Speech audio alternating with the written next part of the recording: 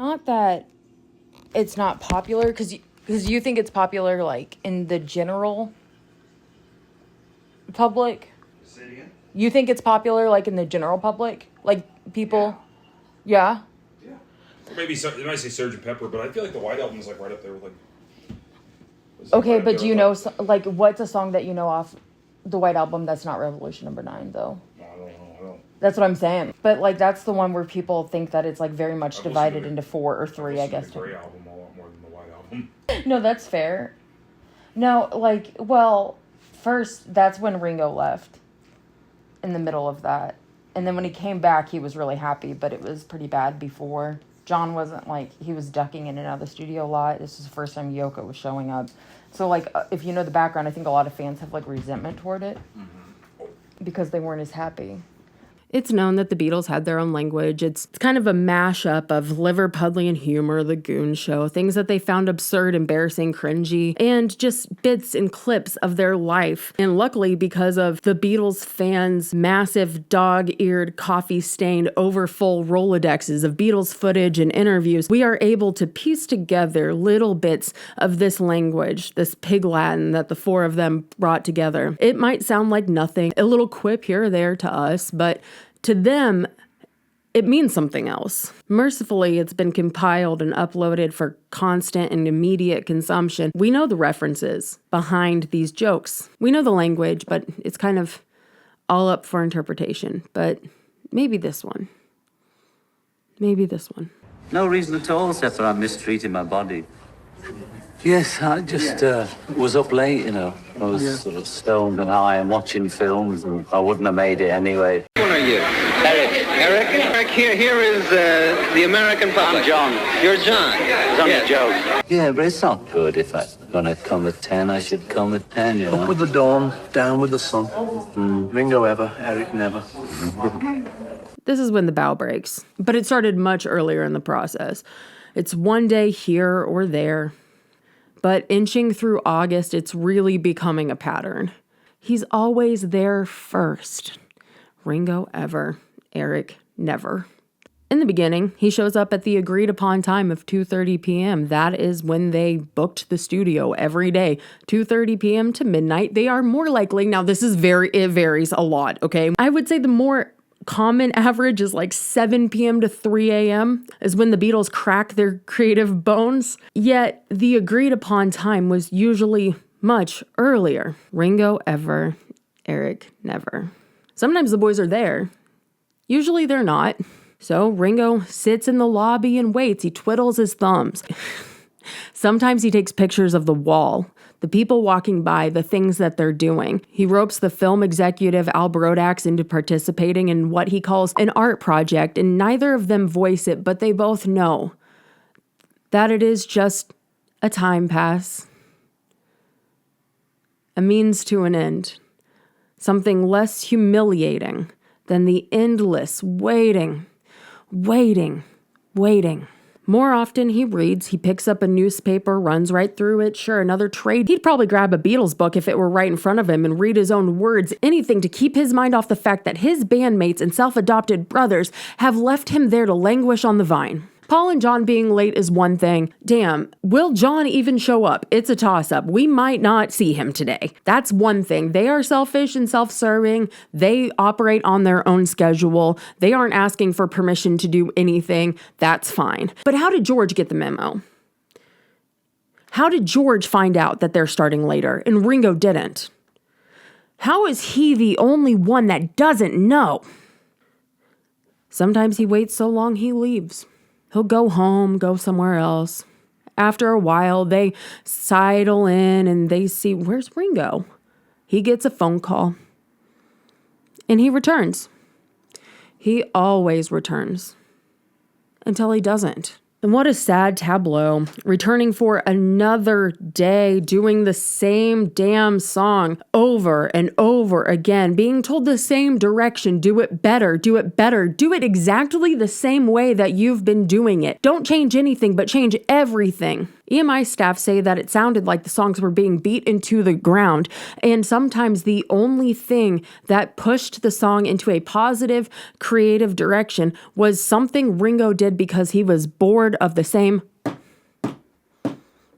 Sometimes the band would go crazy, work really hard, such a mess, they would leave, go out to the club, return at 4 a.m. The staff, still winding down from another night of verbal abuse, sees their limo pull up and they hide anything to get away from the firing line. But it is noted that Ringo is the one who's taken most of the shots. Pete Shotton and a bunch of other people, Beatles insiders, say that Paul at this point is taking to overdubbing Ringo's bits on the drums. Whether they say explicitly it was behind Ringo's back is really irrelevant at this point because it is implied as and probably interpreted to be a betrayal. There are certainly times when Paul took over percussion. Paul took over everything. Like, that's what he did.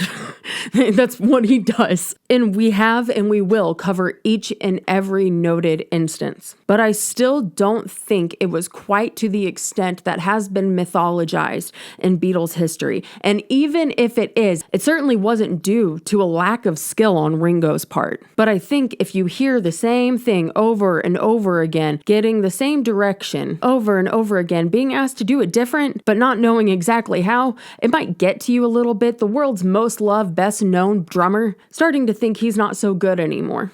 Starting to believe the voices inside your head that might creep in when you're spending hours waiting, staring at a wall. To the storylines that Ringo couldn't keep up, which wasn't true, but maybe Ringo believed that.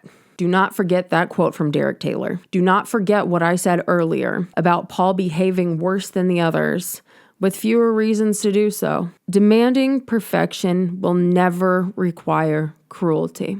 Purposeful, intentional, malicious. 3 different things. Same outcome. No matter what, they can't change the outcome. Yet another 12 hours in the studio. Ringo can't do it. He couldn't take it anymore. He leaves.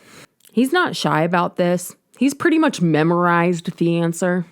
I felt 2 things. I felt I wasn't playing great, and the other 3 were really happy, and I was an outsider.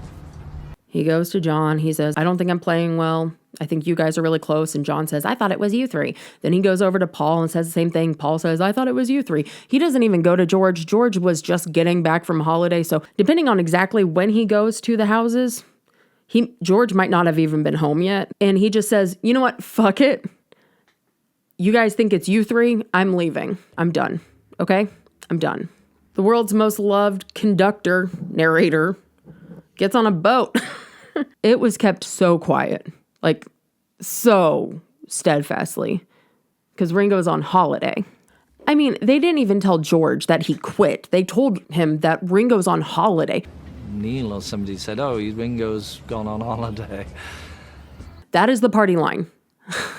Ringo's on holiday. How convenient. It's easy to say that when he was so distraught that he had to leave the country. He fled to sea while he's wishing he could be under it.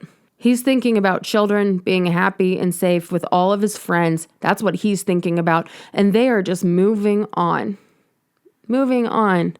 And is it that simple? Is it so unremarkably swept aside because it's just Ringo? It's just Ringo. It's fine. Because Ringo's so obviously expendable, so easily pliable, so helpfully reliant on his bandmates that he will come back. He has to. Of course he'll come back. And years later, Paul chalks it up to paranoia. Maybe they didn't stand up for Ringo enough, say that he is good even though he doesn't do solos. Did they not reassure him enough?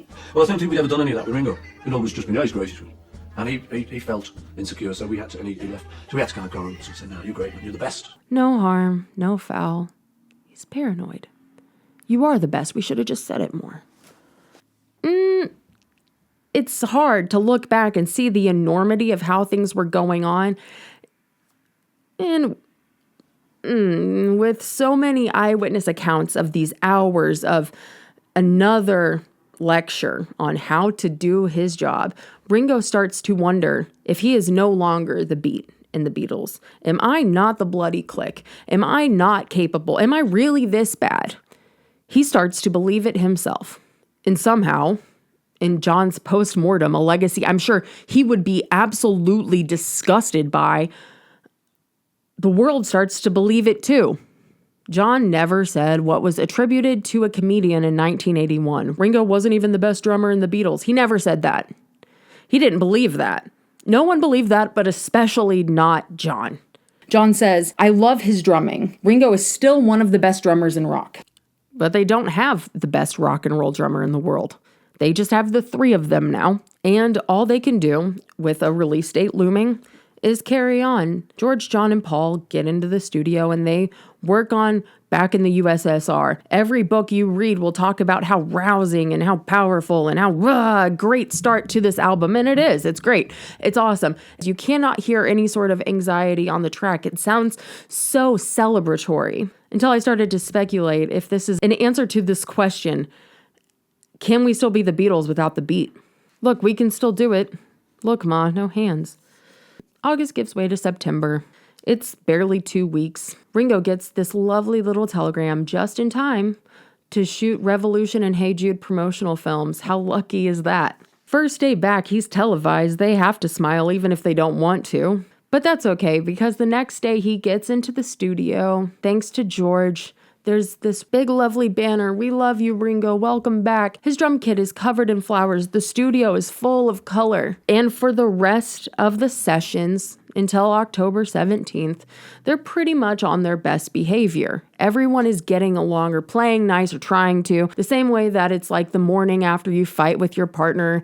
I'll make you breakfast. I'll do the dishes. It's conciliatory gestures, but it does make you feel good because you remember this is why we love each other, and we do love each other. We're gonna make it work. But what did I say, man? He had to return. He loved and loves the Beatles. He was fan before he was friend. He loves that front line. He loves making music with them. He loves being the best in the world with them. But before that, even deeper than that, he loves those guys. He is the bloody clique. He needed that reassurance. He did. So they sent him that telegram and they gave him those flowers. And I wonder if it were me after everything that had gone down, if that would be acceptable, if that would be enough for me to forgive and forget and push through on this insane double album project and say, I love you guys. We're going to make it work. I don't think it would be acceptable for me.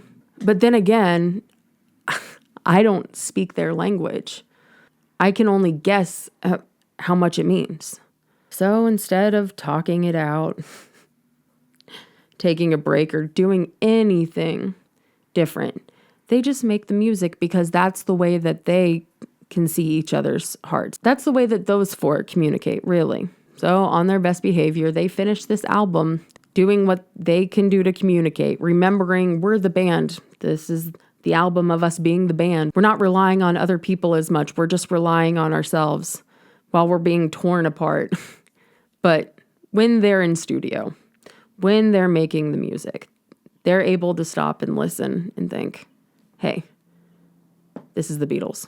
We all know what George Martin says, that John was the soul, George was the spirit, Paul was the heart, and Ringo was the drummer. At first I thought that that was such a degrading thing to say, but you just can't be the Beatles without the beat. My sweet Lord. My Lord. Lord, but it takes so long, my Lord, my sweet Lord.